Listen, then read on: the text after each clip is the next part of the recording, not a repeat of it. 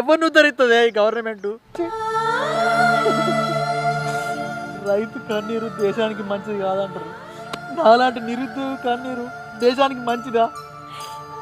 నాకు ఉద్యోగం ఇచ్చోడేవాడే మన బాధలు ఎత్తవద్దు. ఇగో నువ్వు బాధపడకు.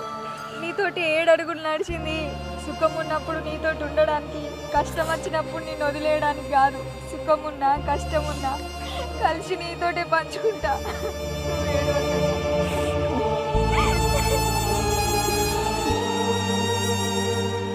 అరే శ్రీను, ఏం బాధపడకు బిడ్డ.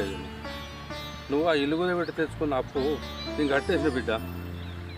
అరే ఇక శిరో పని చేసుకుని బతుకురా, ఏం బాధపడకు. సరే బాబు.